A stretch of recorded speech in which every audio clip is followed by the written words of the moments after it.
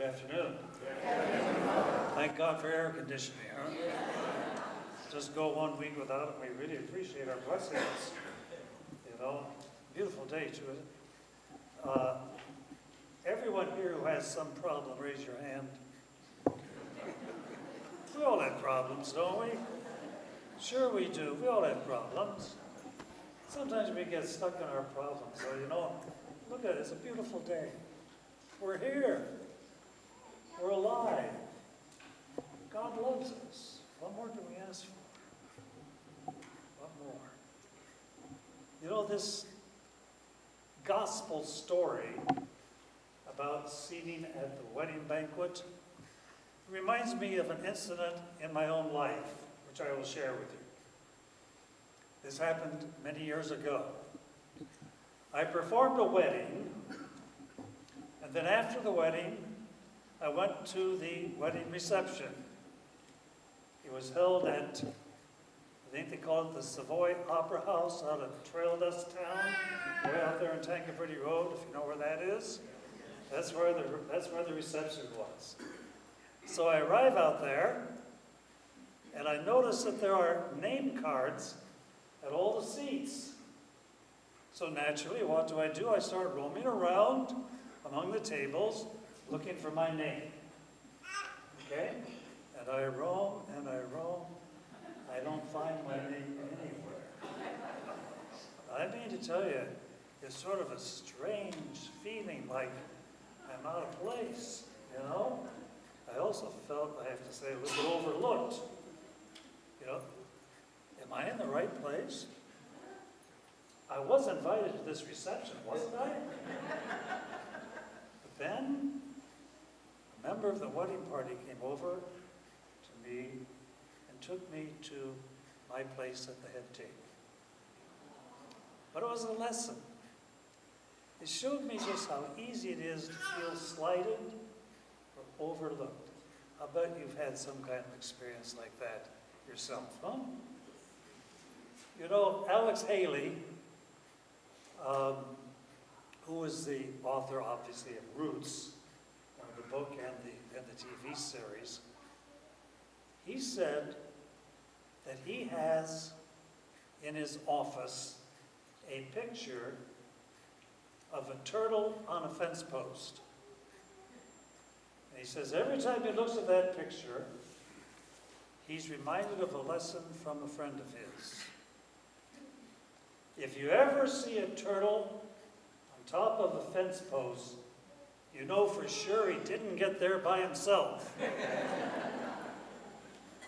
That's a real lesson.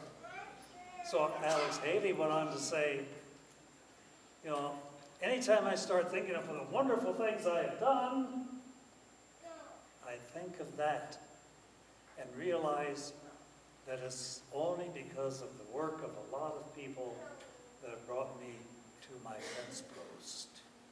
That's realism, isn't it? Jesus said in the gospel, everyone who exalts himself will be humbled, but the one who humbles himself will be exalted.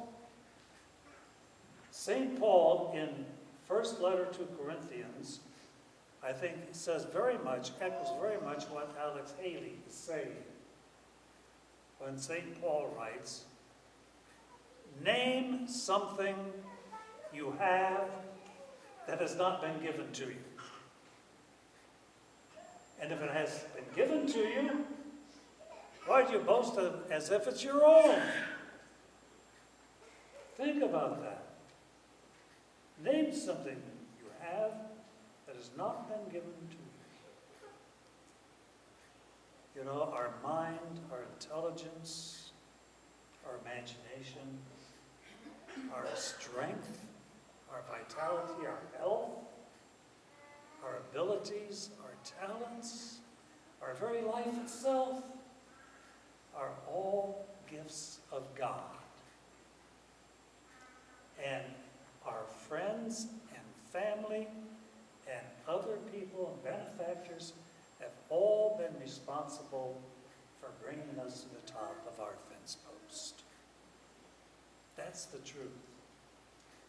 The word humility comes from a Latin word, humus, which means earth.